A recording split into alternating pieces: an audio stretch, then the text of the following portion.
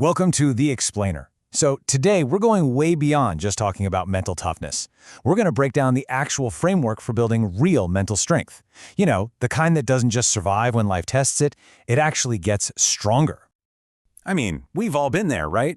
That feeling when everything just seems to go wrong at once. Your big plan completely falls apart, your phone dies, and you're just left feeling totally overwhelmed. Well, if you're tired of that feeling, you are definitely in the right place. Okay, so here's the secret, the core idea we're going to unpack today. Mental strength? It isn't some gift you're born with. It's not this magic talent only a few people have. Nope, it's a skill. And just like any other skill, it's something you build. It's all about the training. All right, let's get into our first section. And look, this is absolutely the foundation.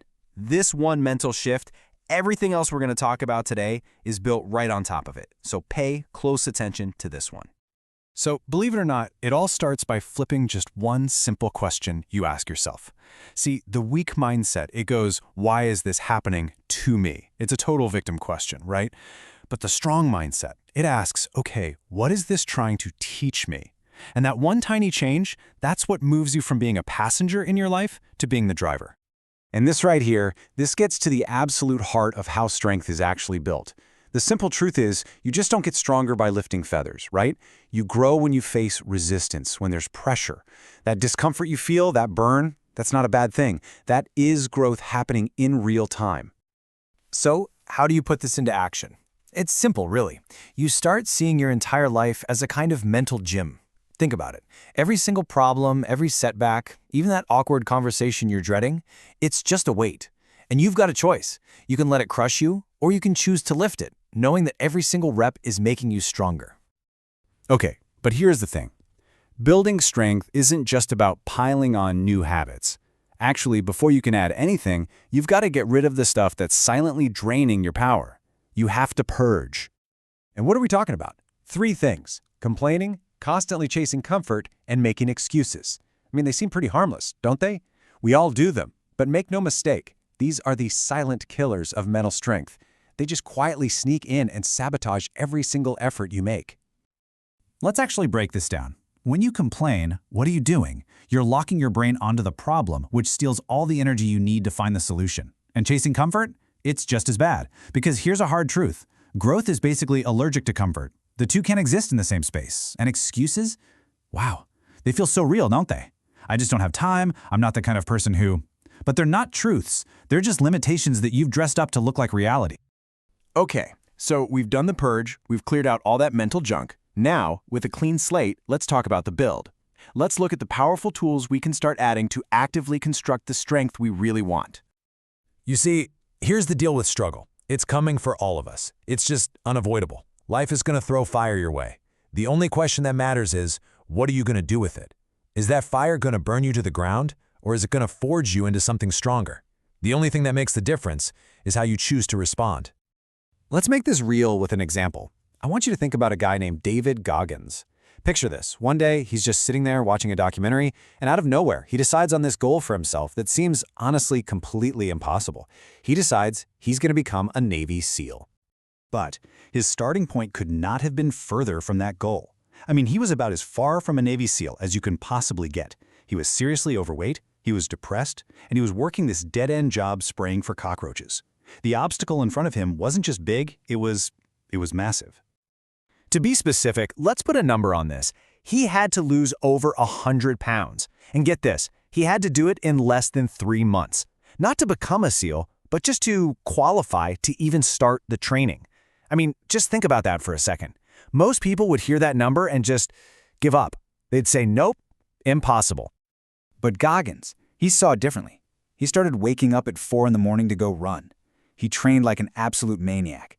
He didn't just tolerate the daily pain, he embraced it. Why? Because he understood the core principle we're talking about today. Struggle is what builds strength. It's the only ingredient. All right, now here's another crucial building block. It's a really practical tool. So, something happens to you, that's the stimulus. And your immediate gut reaction, your emotions, they just want to take over, right?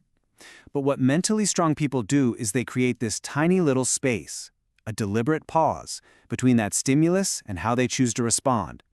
It's in that tiny pause where you take back control from your emotions.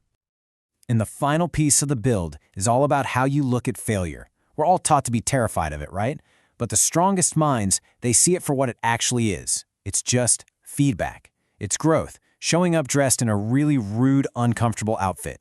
And you gotta remember, if you're failing, it means you're actually in the arena, playing the game. You're not just sitting on the sidelines watching. And that brings us to our final section. And honestly, this is the most critical piece of the whole puzzle. This is the engine, the thing that powers everything else we've talked about.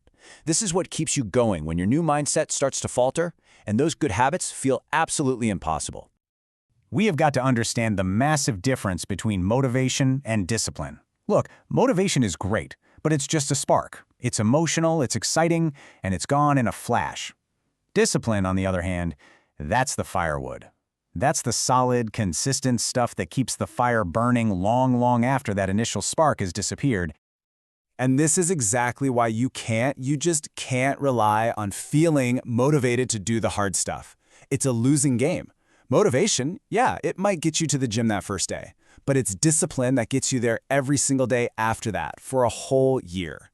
That's what builds the unstoppable momentum that leads to real, lasting change.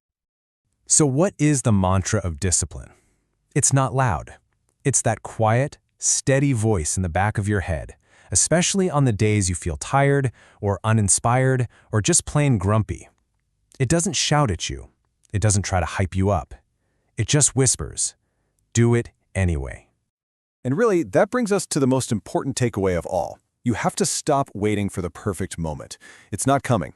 Real strength isn't built in one single heroic moment. It's forged in thousands of tiny, messy, consistent actions day after day. So what do? You start now. You start messy. You start small. You just start.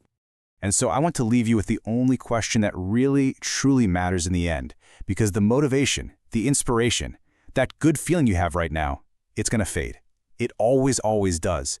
The real question is, when it's gone, what will you do anyway?